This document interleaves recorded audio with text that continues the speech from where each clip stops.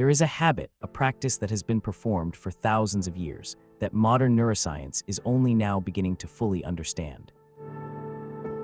It isn't a new form of therapy, it isn't a medication, and it doesn't require any special equipment. It is a simple, rhythmic practice found in ancient traditions across the world, and researchers are now discovering that it can physically decrease activity in the part of your brain responsible for fear and panic. Today, I want to show you exactly what this habit is, why it works on a biological level, and how you can implement it tonight to find a level of peace you haven't felt in years.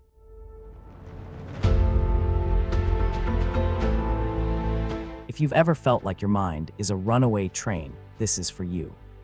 If you have ever laid awake at 2 a.m., with your mind racing, replaying conversations from 3 years ago, or worrying about a project due next week, you know exactly what anxiety feels like. It's that tightness in your chest, the shallow breathing, and that feeling that you're constantly on edge. We often think of this as a mental problem. We try to think our way out of it. We tell ourselves, just calm down, or don't worry so much. But the problem is that anxiety isn't just a mental state, it's a physiological one. Your body is stuck in a survival loop. For centuries, ancient teachers told us to be still, or find your center. They didn't have MRIs or fMRI machines to prove why it worked, but they knew it did. Today, we are finally catching up to their wisdom. We are learning that the brain is plastic, it can be rewired. And the habit we are discussing today is one of the most effective rewiring tools we have. To understand why this habit works, we have to look at your brain's architecture. Deep inside, there is an almond-shaped structure called the amygdala. Think of it as your internal smoke detector. When it senses a threat, a real one like a wild animal, or a perceived one like an angry email, it fires instantly. It floods your body with cortisol and adrenaline. It prepares you to fight or flee. In the modern world, this is a massive design flaw. You don't need a surge of adrenaline to answer a stressful Slack message. But your amygdala doesn't know that. The counterpart to this is the prefrontal cortex. This is the CEO of your brain. It handles logic, reasoning, and long-term planning. When you are anxious, the amygdala effectively hijacks the CEO. You stop thinking clearly and start reacting. The habit we're discussing is designed to force communication back to the CEO. It uses a biological reset button that sends inhibitory signals from your prefrontal cortex down to the amygdala, telling it to stand down. So, what is the habit? It comes down to 3 pillars. First, rhythmic breathing. This isn't just taking a deep breath. It is about a specific ratio.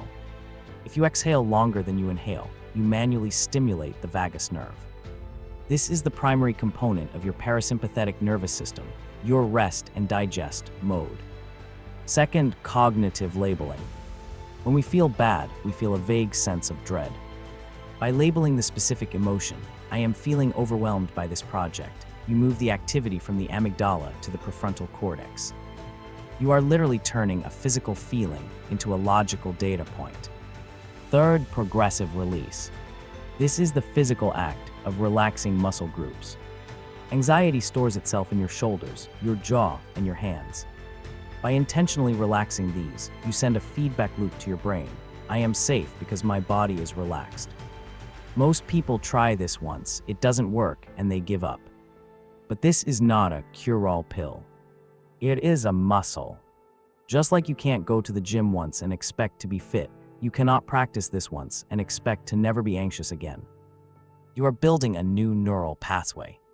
Every time you consciously choose to breathe, label your fear, and release your muscles, you are strengthening the connection between your CEO, the prefrontal cortex, and your smoke detector, the amygdala.